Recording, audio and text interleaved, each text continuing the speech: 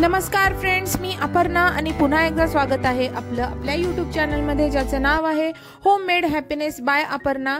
तर बघा, आज आहे गुरुवार आणि संकष्टी ही म्हणजे होता त्या दिवशी व्हिडिओ पोस्ट करायला थोडासा उशीर झाला, पण सकाळची माझी सगळी कामे आवरलेली आहेत। मी माझ्या अगोदरच्या म्हणजे या अगोदरच्या व्हिडिओमध्ये आपल्याशी शेअर केला होता मुगाचा डोसा।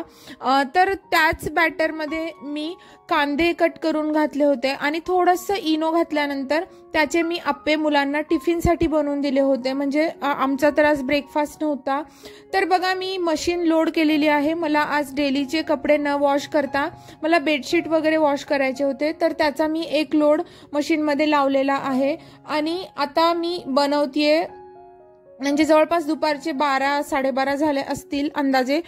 तर म्हणजे गरमच पाहिजे असतं आमच्या घरी सगळ्यांना, त्यामुळे मी काय केलं ना, आता दुपारच्या वेळेस मी मुलांसाठी साधी तांदूळ आणि डाळीची मुगाच्या खिचडी बनवत आहे मी, आणि आमच्यासाठी मी साबुदाण्याची खिचडी बनवत आहे। म्हणजे मिस्टरांना गुरुवार असतो आणि मला संकष्टी असते, तर दोघांनाही होऊन जाईल म्हणून मी साबुदाण्याची खिचडी बनवणार आहे। तर बघा, मुगाच्या डाळीच्या खिचडीसाठी मी कुकरमध्ये तेल तापत ठेवलेलं आहे, त्यामध्ये मोहरी जिरं टाकलेलं आहे। मोहरी जिरं तडतडल्यानंतर त्यामध्ये आलं लसूण पेस्ट टाकलेली आहे, म्हणजे जाडसर मी वाटून घेतलेलं आहे। कढीपत्ता टाकल्यानंतर म्हणजे 1 कप मुगाची डाळ आणि 1.5 कप तांदूळ अशा मेजरमेंटने मी ते दोन्ही जिन्नस धुवून घेतलेले आहेत आणि ते या फोडणीमध्ये ऍड केलेलं आहे।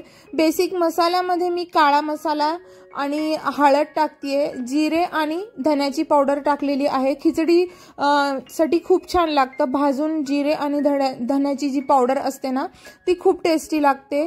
कोथिंबीर टाकल्यानंतर पाणी टाकणार आहे। एकदम साधी सिंपल पण एकदम टेस्टी बनते ही खिचडी। म्हणजे प्रत्येकाची खिचडी बनवण्याची पद्धत वेगळी असते, पण माझ्या मुलांना या पद्धतीची खिचडी आवडते।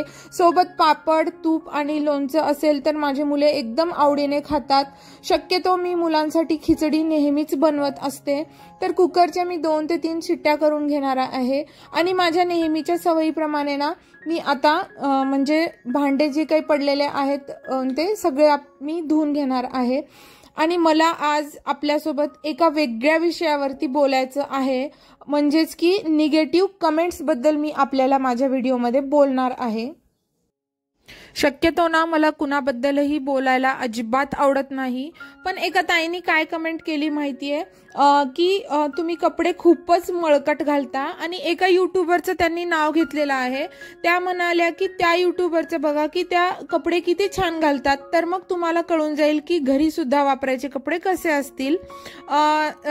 मला काही यामध्ये इंटरेस्ट नाहीये, पण तरी सुद्धा मी एकच म्हणजे माझं वैयक्तिक मत आपल्याशी मी इथं शेअर करतेय की मला कुणाच्याही कपडे किंवा फिजिकल अपीअरन्स किंवा त्यांचा फायनान्शियल स्टेटस यामध्ये काहीही इंटरेस्ट राहत नाही, कारण की ते कितीही असेल तरी ते त्यांचं असतं। आणि रियालिटी काय असते माहितीये की आपल्याकडे काय आहे आणि आपलं कसं आहे आणि आपलं कसं चाललेलं आहे, हे जास्ती महत्वाचं आहे।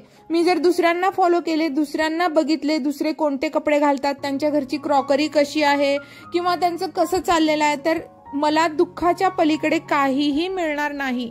मलाच काय, कुणालाही जर आपण दुसऱ्याचं बघून काहीतरी करायला गेलो ना, तर त्यामध्ये आपल्याला दुःखच मिळत असतं। आपण केव्हाही आपल्याकडे काय नाही यापेक्षा आपल्याकडे काय आहे याकडे जास्त लक्ष दिलं पाहिजे, असं मला वाटतं। जसं की आपण बघा, कोणत्या लोकांना साधारण काहीच मिळत नाही, त्यांना खायला सुद्धा काही नसतं, पण तरी सुद्धा ते किती आनंदी असतात। शेवटी आनंद हा महत्वाचा आहे। तर कुणालाही आपल्या बोलण्यामुळे काय वाटेल याचा विचार करूनच कुणीही बोलावं, असं माझं मत आहे। बोलण्याच्या अगोदर 2 ते 3 वेळा विचार करावा, असं मला वाटतं। आपल्याला काय वाटतं हे कमेंट करून मला सांगायला विसरू नका। आणि काय झालेलं ना, माझे पिरियड्स चालू होते, तर मी काय केलं, थोडासा डार्क कलरचा ड्रेस घातला, आणि आपण तेवढं हे लक्ष देत नाही, आपल्याला स्वतःलाच खूप त्रास होत असतो। त्यामुळे आपण काय घातलंय, काय खाल्लंय याकडे आपलं अजिबात लक्ष नसतं, आपली चिडचिड होत असते, आपलं हार्मोनल कंट्रोल त्यावेळेस नसतं, त्यामुळे एखाद्या वेळेस होऊन जातं। आणि शेवटी कपड्याचा म्हणजे कलरचा सुद्धा विचार करावा लागतो त्या दिवसांमध्ये, म्हणून मी काहीतरी घातलं असेल. म्हणजे याच्या अगोदरच्या व्हिडिओचं मी आपल्याशी बोलतेय, त्याच व्हिडिओ खाली त्यांनी मला कमेंट केली होती.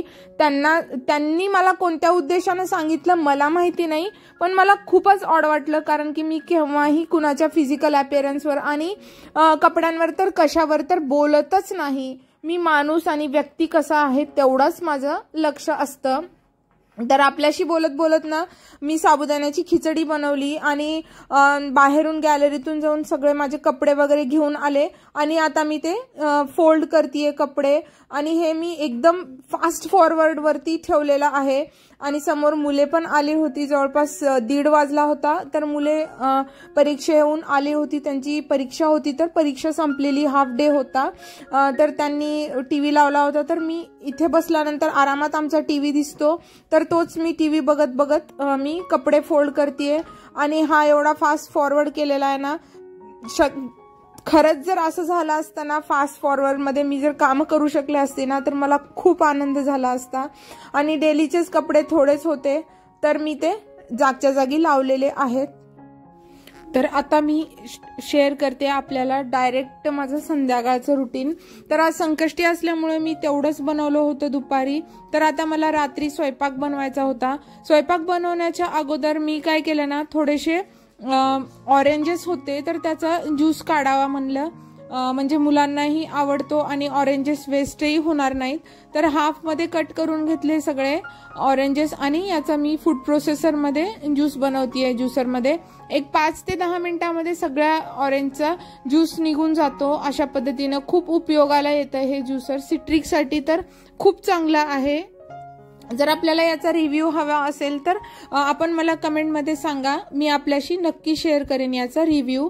तर हे जे सालपट उरलेले आहेत ना साली संत्र्याचे, ते मी वाळू घालणार आहे उन्हाला. आता भरपूर उन्हाळा आहे, भरपूर उकडते, तर लवकरच त्या साली वाळून होतील आणि त्याचा मी फेस पॅक बनवते, जो की मी आपल्यासोबत माझ्या येणाऱ्या व्हिडिओमध्ये शेअर करीन.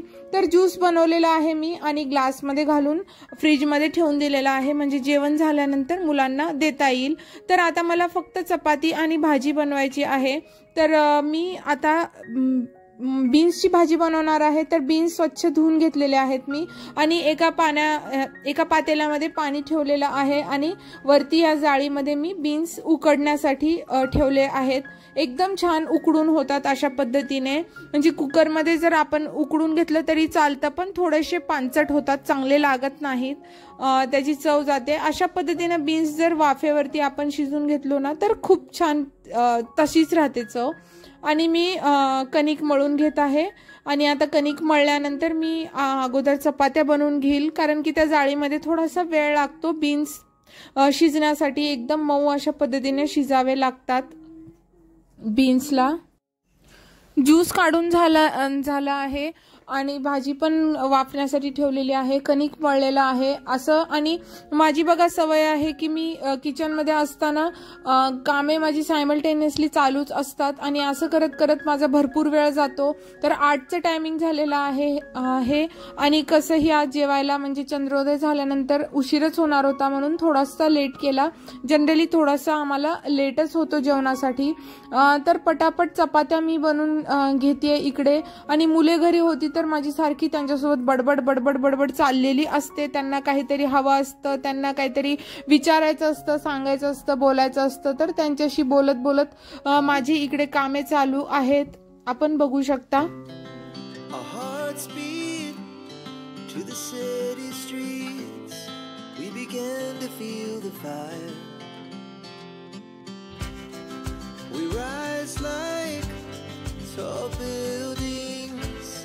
As the chemicals they take us higher.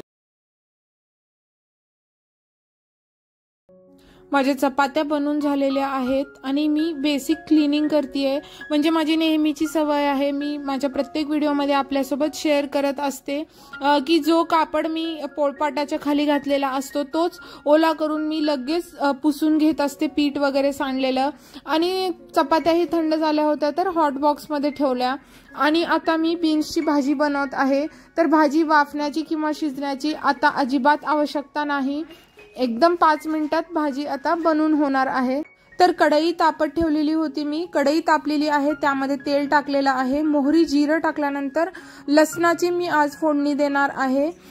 तर लसण टाकल्यानंतर लसण थोडासा ब्राउनिश झाल्यानंतर मी वाफवलेले बीन्स आता यामध्ये टाकतेय आणि बेसिक मसाले ॲड करणार आहे, जसं की लाल मिरची पावडर, हळद, मीठ, काळा मसाला आणि माझ्याकडे भाजीचा मसाला आहे जो की मी घरी बनवून ठेवलेला असतो, तो मी आता टाकणार आहे आणि शेंगाची पावडर मी यामध्ये टाकणार आहे आणि अशा पद्धतीने बीन्सची एकदम टेस्टी भाजी बनवून तयार आहे। आणि ज्या काही पातेल्यात मी म्हणजे बीन्स उकडायला ठेवलेलं होतं ते सगळं मी रनिंग वॉटर खाली धुवून घेतलेलं आहे। म्हणजे माझी ही सवयच आहे की मी किचनमध्ये काम करत असतानाच मी बरीचशी कामे माझी संपून घेत असते आणि शक्यतो माझा हाच प्रयत्न असतो की घरचं फूड असावं आणि अजिबात फॅन्सी राहू नये, एकदम बेसिक अशा पद्धतीने केलेलं असतं पण तरीही टेस्टी आणि हेल्दी राहावं, आपल्या फॅमिलीला आवडावं अशाच पद्धतीने मी कुकिंग करत असते। काहीतरी स्पेशल डिशेस वगैरे बनवायच्या असतील तर तेही मी बनवत असते, पण शक्यतो 3दा आपण बनवत असतो, ब्रेकफास्ट, लंच आणि डिनर, तर तिन्ही वेळेस असे वेगवेगळे फॅन्सी फूड खायला आम्हाला तर आवडत नाहीत आणि मुलांना तर बघा तशी सवय लागली ना की मग मुले साधं जेवण जेवतच नाहीत जे की आपलं साधं घरातलं असतं। त्यामुळे मी शक्यतो मुलांना चांगल्या सवयीच लावण्याचा प्रयत्न करत असते आणि माझं पूर्ण काम झालेलं आहे। आता मी भात वगैरे काहीच बनवलेला नाही, सकाळची खिचडी बनवलेली होती तशीच, तर म्हटलं वाया करू नये, मुले आता चपाती भाजीच खातील, तर खिचडी आणि चपाती भाजी अशा पद्धतीने शॉर्ट मध्ये मी बनवून घेतलेला आहे स्वयंपाक। आणि आज संकष्टी असली तरीही माझे हे असल्यामुळे म्हणजे माझं मंथली शेड्यूल असल्यामुळे मी मगाशी आपल्याला बोललेली, तर मला मोदक वगैरे काही करायचे नव्हते, देवाचा नैवेद्य वगैरे काहीच बनवायचा नव्हता, त्यामुळे मी नॉन फॅन्सी आज स्वयंपाक बनवलेला आहे। जनरली मी लसण किंवा कांदाही वापरत नाही संकष्टीच्या वगैरे स्वयंपाकाला, सणासुदीला नैवेद्य असतो देवाला, पण आज माझं स्वतःच माझं मंथली रुटीन असल्यामुळे चालते म्हणून मी लसण वगैरे वापरलेला आहे। आणि एवढं उकडते बघा, एवढं गरम होते म्हणून फ्रीज मधल्या सारख्या पाण्याच्या बाटल्या मी भरून ठेवतेय। आणि शेवटचं माझं जेवणाच्या अगोदरचं काम एक आहे की मला दुसऱ्या दिवशीसाठी हेअर पॅक बनवायचा होता, तर त्यासाठी मी घेतलेला आहे इथं आवळ्याची पूड घेतलेली आहे, कलोंजी पावडर घेतलेला आहे आणि त्रिफळा चूर्ण घेतलेला आहे आणि मेथीची पावडर घेतलेली आहे। अशा पद्धतीने 4 हे जिन्नस एकत्र करून यामध्ये मी आंबट दही किंवा ताक ॲड करणार आहे आणि हे लोखंडाच्या कढईमध्येच म्हणजे लोखंडाच्या भांड्यामध्ये आपल्याला भिजत घालायचं आहे आणि हा पॅक मी सकाळी माझ्या केसांना लावणार आहे। यामुळे केस म्हणजे केस सिल्की बनतात आणि छान असा ब्लॅकिश कलर येतो केसांना। मी खूप दिवसांनी ॲक्च्युली हे लावतेय, मी अगोदर बरंचसं काही लावायची, थोडंसं आता स्वतःकडे दुर्लक्ष होतंय, पण मी एवढ्या माझ्या शेड्यूलमध्येही स्वतःकडे लक्ष देण्याचा प्रयत्न करत असते, थोडं पुट टुगेदर राहण्याचा प्रयत्न करत असते। तर अशा पद्धतीने हे माझं एक शेवटचं काम राहिलेलं आहे। हे झाल्यानंतर आता आम्ही जेवायला बसू आणि हा बघा काय पसारा आणि गोंधळ चाललेला आहे आणि जवळपास आता एक्झाम झालेली आहे, तर हे असं नेहमीच असणार आहे। चला तर मग या अशाच इंटरेस्टिंग व्हिडिओ सोबत मी आपल्याला भेटते नंतर येणाऱ्या व्हिडिओमध्ये। Thank you for watching, bye bye.